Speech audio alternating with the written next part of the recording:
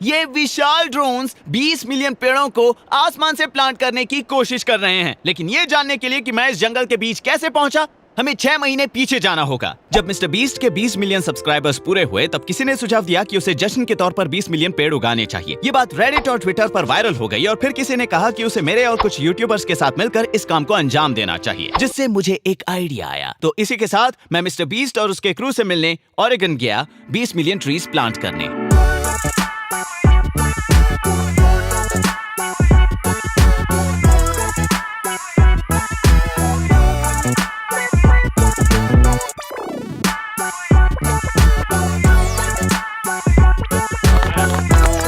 एक हो गया, 19,999,999 बाकी हैं।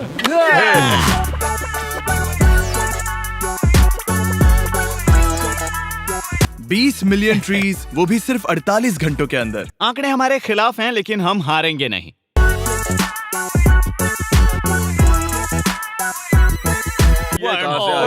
इसे निकालो, इसे बचाओ यहाँ से। इनको लग रहा है कि इनको सब आता है, लेकिन मैं इस पौधे को खींच कर देखना चाहूंगा। पहले तो मैं तुम्हें ये बता दूं कि ये एक तरफ झुका हुआ है। ओह नहीं, ओह नो, वाओ। ठीक है, तो ये है एक ऑर्गन व्हाइट ओक।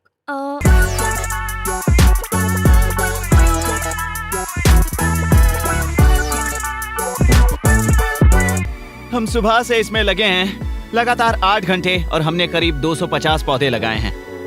तो ये तो बस शुरुआत है, ये तो बस शुरुआत है। जरा यहाँ देखो, देखो किसके कपड़े ज्यादा गंदे हैं। मैंने तुम्हें खुद पर मिट्टी मलते हुए देखा। इससे पता चलता है किसने मेहनत की है। मेरे भी गंदा है। पीठ दर्द कर रही है। तो हमने कितने पेड़ लगाए? 300। हाँ। जिसमें पूरा एक दिन गया। जितना सोचा था ये उतना आसान नहीं है। इस बारे में बात करने के बाद हम अपने अपने आइडियाज के साथ आए। जिमी एक ट्वीट की मदद से हजारों लोगों से हमारी मदद करने के लिए कहेगा और मैं इस समस्या का हल निकालूंगा रोबोट से।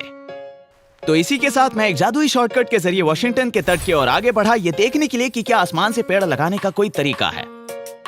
लेकिन उसके बारे में बात करने से पहले, क्या आपने सोचा है कि पेड़ों को उनका मांस कहां से मिलता है? आपको लग रहा होगा कि वो मांस मिट्टी से आता है, लेकिन ये सच नहीं हो सकता, क्योंकि अगर आप एक पेड़ को गमले में रखें तो उसके धीरे धीरे बढ़ने के बावजूद भी मिट्टी कम नहीं होती। और इसका सही जवाब है, इसे अपना मांस मिलता है इस हवा से। अगर सबूत चाहिए तो देखिए कि पेड़ का ज्यादातर हिस्सा किस चीज से बना है। ये कार्बन से भरा हुआ है। मान लीजिए मैं एक पेड़ हूँ और मेरे आसपास एक कार्बन डाइऑक्साइड मॉलिक्यूल घूम रहा है, तो मैं फोटोसिंथेसिस की मदद से सूरज की शक्तियों को सोखूंगा और उस ताकत की मदद से कार्बन को ऑक्सीजन से अलग करूंगा और फिर उसे लेकर अपने ऊपर चिपका लूंगा ताकि मेरा मास बढ़ जाए। इसका फायदा ये है कि हमें जिंदा रहने के लिए ताजा ऑक्सीजन मिल जाती है, वो भी मुफ्त। तो वो कार्बन लेकर हमारे लिए ऑक्सीजन छोड़ते हैं। कमाल का सौदा है ना? हर पेड़ शुरुआत में तो छोटा ही होता है, लेकिन वक्त के साथ साथ वो बड़ा होने के लिए हवा से कार्बन को सोखता है। तो अगली बार जब आप एक पेड़ की छांव के मजे ले रहे होंगे, तो याद रखना कि ये किसी बड़े से वैक्यूम बैग्स की तरह है जिसमें ढेर सारा कार्बन जमा है। तो मैं कुछ लोगों से मिलने के लिए वॉशिंगटन आया, जिनके पास एक ऐसा आइडिया था जो शायद उन 20 मिलियन पेड़ों को प्लांट करने में मेरी और मिस्टर बीस्ट की मदद कर सके। कैसे हो तुम? इस कंपनी का नाम है ड्रोन सीड और ये करीब 4 साल पुरानी है और इनका आइडिया है इन ड्रोन्स के जरिए आसमान से उन बीजों को बोना। और इसके 2 स्टेप्स हैं। पहले वो एक रिकॉन ड्रोन भेजते हैं जो लेजर्स के जरिए इलाके का 3D मैप बनाता है और फिर वो एक सॉफ्टवेयर का इस्तेमाल करके ऐसी जगह ढूंढते हैं जहाँ की जमीन उपजाऊ हो। और उसके बाद वो दोनों ड्रोन्स के लिए एक फ्लाइट पाथ बनाते हैं ताकि वो ऑटोनोमसली उड़ते रहें। और फिर इसमें ढेर सारे सीड पग्स भरे जाते हैं जिन्हें आसमान से गिराया जाएगा। और इनका डिजाइन भी काफी स्मार्ट है, क्योंकि हर पग में, मान लीजिए कि इस तरह के एक हॉकी पग में 6 अलग अलग तरह के बीज रखे जाते हैं जिन्हें विशेष तौर पर उस क्षेत्र के लिए चुना गया है। और उनमें न्यूट्रिएंट्स होते हैं किसी फर्टिलाइजर की तरह, जिससे बीज सूखेगा नहीं और उसे उगने में मदद मिलेगी। और क्योंकि हम ये नहीं चाहते कि चूहे और गिलहरियां इन सारे बीजों को अपना खाना बना लें, हमें कोई ऐसा तरीका ढूंढना होगा जिसे वो इन्हें खाने के बाद रिव्यू में सिर्फ 1 स्टार दें। तो गोस्ट पेपर्स एक ओलोफैक्ट्री और गस्टेटरी डेटेरेंट है। इसका मतलब इसे खाने पर तुम्हारा मुंह जल जाएगा हाँ। और अगली सुबह खराब हो जाएगी। अच्छा, और तो फिर- गस्टेटरी से तुम्हारा मतलब था अगली सुबह का खराब होना। मैंने कल रात टाको बेल खाया था, तो मैं तुम्हारी बात समझ सकता हूँ। और इस पग ड्रॉपर को ड्रोन से जोड़ने के बाद अब बारी है उड़ने की। तो चलो दोस्तों, उड़ान भरते हैं।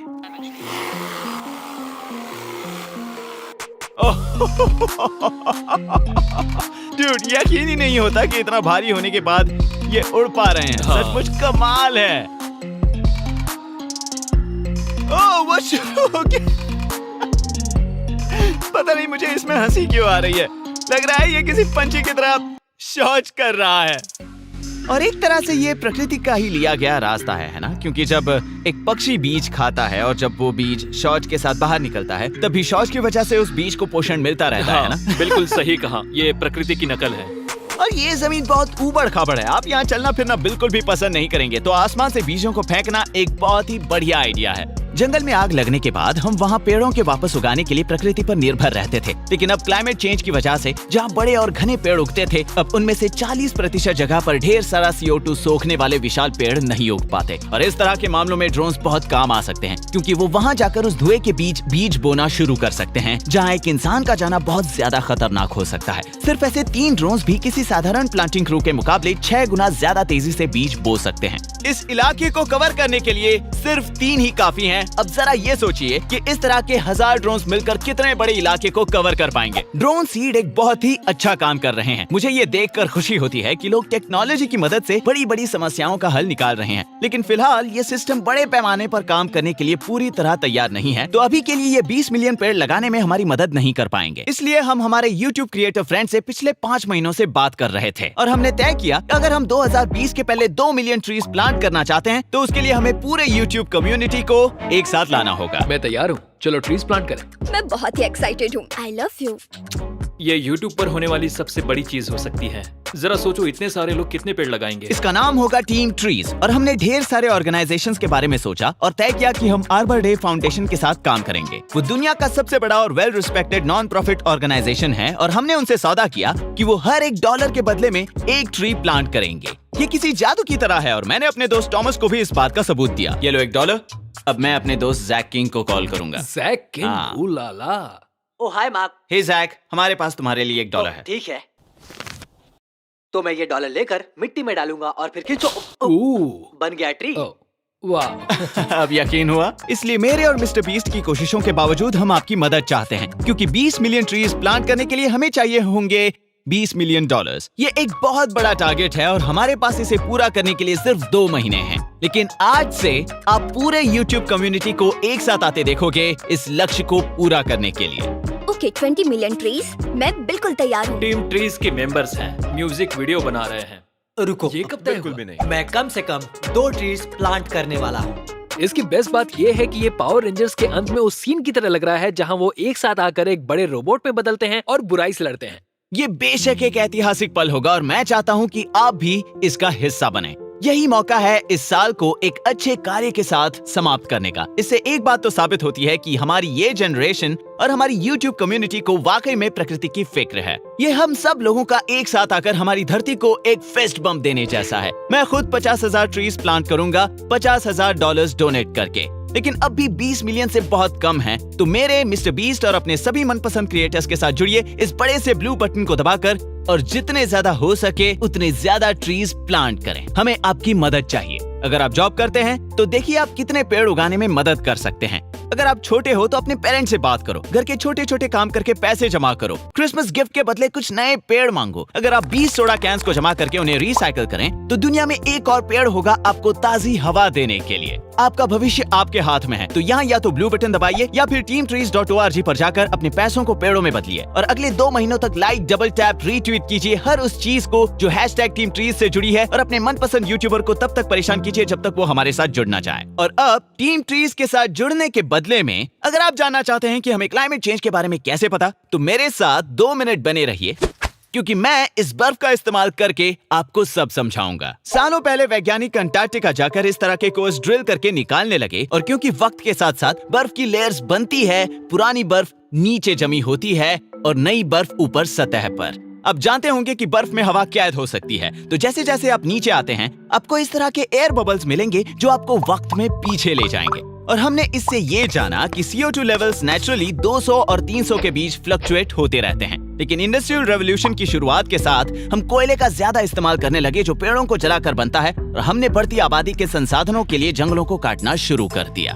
और यहाँ प्रॉब्लम ये है कि हम धरती से ढेर सारा कार्बन डाइऑक्साइड लेकर जो इन पेड़ों के अंदर जमा होता है ऊपर आसमान में छोड़ते हैं, जो प्रकृति के लिए बिल्कुल भी अच्छा नहीं। और तो और 1950 में हमने पिछले 10 लाख सालों में पहली बार 300 के लेवल को पार किया था। और इससे भी बुरा यह है कि 2015 तक पहुंचते पहुंचते हम उस लेवल को 400 तक ले गए। जब मैं इस वीडियो की स्क्रिप्ट लिख रहा था तब लेवल था 411 और आज वो 412 हो चुका है। नासा की ये बेहतरीन वेबसाइट आपको CO2 लेवल्स का करंट डेटा बताती है और इस पर आपको क्लाइमेट चेंज से जुड़ी बाकी जानकारी भी मिलेगी। नासा के मेरे कुछ पुराने दोस्तों ने भी इस वेबसाइट पर काम किया है। अब मैं आपको बताऊंगा कि इतना महत्वपूर्ण क्यों है। अगर आप पिछले 10 सालों के एवरेज टेम्परेचर को लें और फिर उसे वायुमंडल के एवरेज CO2 लेवल के साथ रखें तो लगभग एक जैसे दिखेंगे। तो CO2 लेवल्स का इस तरह अचानक बढ़ जाना प्रकृति के लिए बिल्कुल भी अच्छा नहीं। और हर साल हम पिछले साल के तापमान का रिकॉर्ड तोड़ रहे हैं, जिससे हालत बद से बदतर होते जाएंगे। और इसे रोकने के लिए हमारा कोई कदम उठाना बहुत जरूरी है। और मैं टीम ट्रीज को ये बता दूं कि 2020 तक 20 मिलियन ट्रीज प्लांट करने से क्लाइमेट चेंज ठीक नहीं हो जाएगा, लेकिन ये एक सही कदम है और इससे दुनिया को भी ये पता चलेगा कि हम विज्ञान जानते हैं और हमें परवाह है। वीडियो देखने के लिए और हमारा हाथ बटाने के लिए आपका शुक्रिया। मुझे पूरा यकीन है कि हम ये कर सकते हैं।